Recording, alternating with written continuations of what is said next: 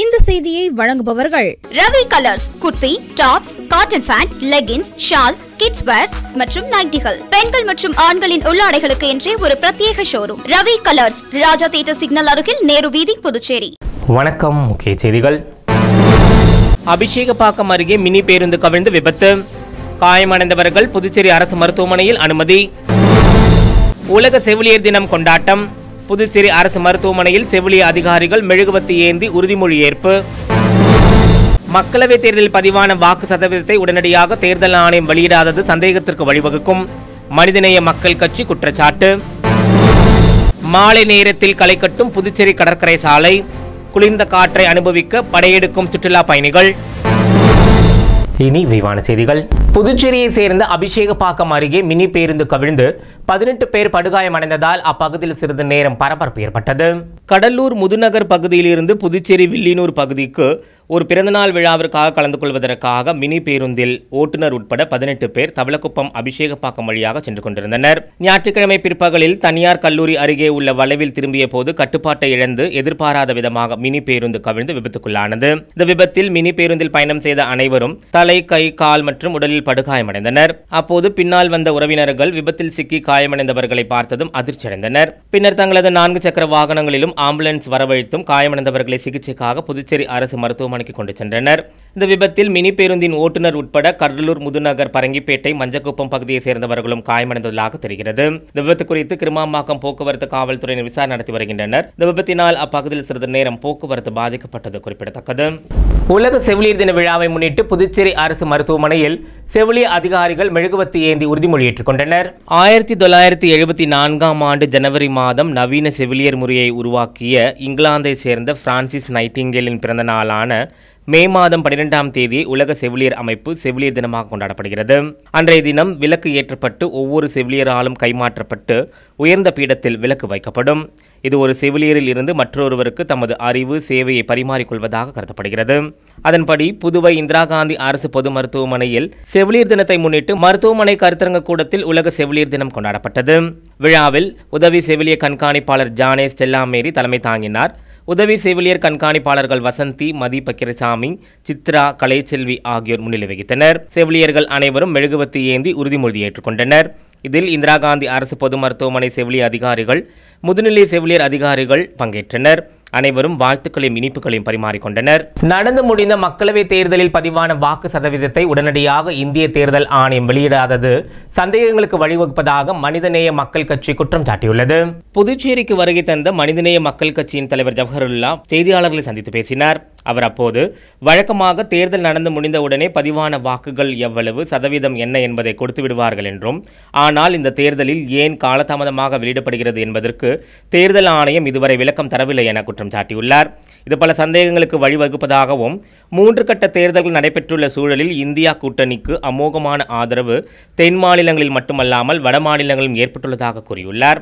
மேலும் அவர் கூறுகையில், இந்தியா கூட்டணி மிகப்பெரிய அளவில் வெற்றி பெறும் என்றும், புதுச்சேரி மக்களவைத் தேர்தலில் காங்கிரஸ் கட்சியின் வேட்பாளர் மிகப்பெரிய வாக்கு வித்தியாசத்தில் வெற்றி பெறுவார் என்றும் நம்பிக்கை தெரிவித்துள்ளார். தமிழகத்திலும் மக்களவை தொகுதிகளில் திராவிட முன்னேற்றக் கழக தலைமையிலான இந்தியா கூட்டணி அமோக வெற்றி பெறும் என்றும் அவர் பேட்டியின் போது கூறினார். புதுச்சேரியில் காலை முழுவதும் வெயிலின் தாக்கம் அதிகரிப்பால் குளிர்ந்த காற்றை அனுபவிக்க மாலை வேளையில் கடற்கரை சாலையில் பொதுமக்கள் மற்றும் சுற்றுலா பயணிகள் படையெடுப்பதால் மக்கள் கூட்டம் அதிகரித்து காணப்படுகிறது.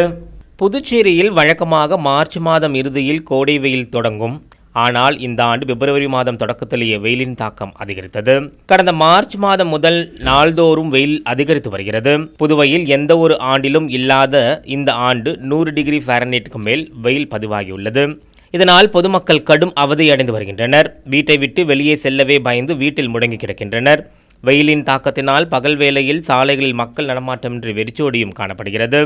அதே வேளையில் மாலையில் வெயிலின் தாக்கம் குறைந்த பின்னர் வீட்டில் முடங்கி கிடக்கும் பொதுமக்கள் குடும்பத்தினருடன் கடற்கரைக்கு சென்று குளிர்ச்சியான காற்றை அனுபவித்து நள்ளிரவு வரை பொழுதை போக்கின்றனர்.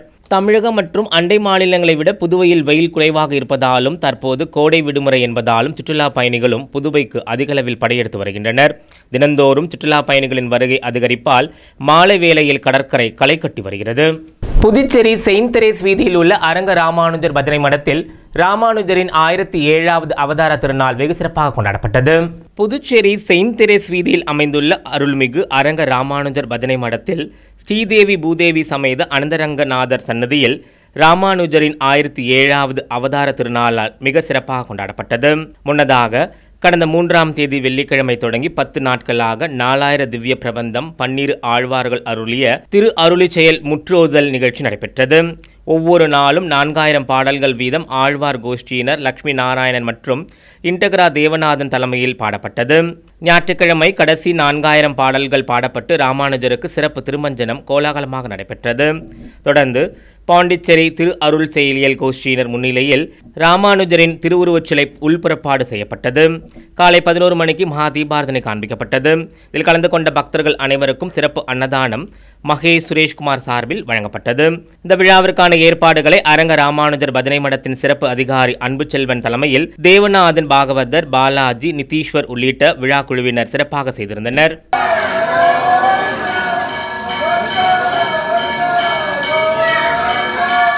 புதுச்சேரியில் மின்சுமையை குறைக்கும் விதமாக வணிக நிறுவனங்கள் தங்களின் குளிர்சாதன பயன்பாட்டை குறைக்க வேண்டும் என மின்துறை கேட்டுக்கொண்டுள்ளது. புதுவை அரசு மின்துறை கண்காணிப்பு பொறியாளர் விடுத்துள்ள செய்திக்குறிப்பில், புதுச்சேரி யூனியன் பிரதேசத்திற்குட்பட்ட புதுச்சேரி, காரைக்கால், மாஹே மற்றும் யானம் பகுதிகளில் கடந்த சில நாட்களாக வெப்பத்தின் தாக்கம் அதிகரித்துள்ளதாகவும், இதன் காரணமாக வீடுகள், கடைகள், தொழிற்சாலைகள், அலுவலகங்கள் மற்றும் வணிக நிறுவனங்களில் ஏசி பயன்பாடு அதிகரித்துள்ளதாகவும் கூறப்பட்டுள்ளது. ஒரே நேரத்தில் அனைத்து மின் நுகர்வோரும் ஏசிக்களை பயன்படுத்துவதால் மின்னுகர்வு உச்சத்தை எட்டுவதால் மின்சுமை அதிகரிப்பதோடு ஆங்காங்கே பல இடங்களில் மின்னழுத்த குறைபாடும் ஏற்படுவதாக கூறப்பட்டுள்ளது. இதனால் பல இடங்களில் மின்தடை ஏற்பட வழிவகுப்பதாகவும், மிக குறைந்த வெப்ப அளவில் ஏசி சாதனங்களை இயக்குவதால் மின்னுகர்வோரின் கட்டணம் அதிகரிப்பதோடு ஒட்டுமொத்த புதுவையின் மின் தேவையும் அதிகரிக்க வாய்ப்புள்ளதாக கூறப்பட்டுள்ளது. எனவே இந்த மின் நுகர்வுகளை தவிர்க்க வீடுகள், கடைகள், தொழில்துறை நிறுவனங்கள், அலுவலகங்களில் ஏசி சாதனத்தின் வெப்ப அளவை 26 டிகிரி அல்லது அதற்கு அதிகமாக வைத்து பயன்படுத்த வேண்டும் என கேட்டுக்கொள்ளப்படுகிறார்கள். மேலும் பெரிய கடைகள், வணிக நிறுவனங்கள் தங்களின் ஏசி சாதனங்களின் பயன்பாட்டை மாலை 6 மணி முதல் நள்ளிரவு 12 மணி வரை குறைக்க வேண்டும் என்றும் அந்த செய்திக்குறிப்பில் கேட்டுக்கொள்ளப்பட்டுள்ளது. அடுத்து வருவது புதுவையில் இன்றைய பெட்ரோல் மற்றும் டீசல் விலை விவரம். சர்வதேச சந்தையில் கச்சா எண்ணெயின் விலை நிர்ணயத்திற்கு ஏற்ப நாள்தோறும் பெட்ரோல் மற்றும் டீசல் விலை மாற்றி அமைக்கப்பட்டு விற்பனையாகி வருகின்றது. அதன்படி புதுச்சேரியில் 1 லிட்டர் பெட்ரோல் 94 ரூபாய் 23 காசுகளுக்கும், டீசல் 1 லிட்டர் 84 ரூபாய் 43 காசுகளுக்கும் விற்பனை செய்யப்பட்டு வருகிறது. இனி புதுவையில் இன்றைய தங்கம் மற்றும் வெள்ளியின் விலை நிலவரத்தை காணலாம். இன்றைய தங்கம் வெள்ளி விலை விவரம். புதுவையில் இன்றைய தங்கம் வெள்ளி விலை விவரம் வழங்குபவர்கள் முத்து கோல்ட் ஹவுஸ், பாண்டிச்சேரி. தங்கம் 1 கிராம் 6725 ரூபாய். இன்றைய தங்கம் வெள்ளி விலை விவரம். வெள்ளி 10 கிராம் 875 ரூபாய். இத்துடன் ஏஎம்என் செய்திகள் நிறைவடைந்தன. வணக்கம். புதுச்சேரி உங்கள் ஏஎம்என் டிவி செய்திகளை யூடியூபில் உடனுக்குடன் காண ஏஎம்என் டிவி பாண்டிச்சேரி சேனலை சப்ஸ்கிரைப் செய்யுங்கள். பெல் பட்டனை மறக்காமல் கிளிக் செய்யுங்கள்.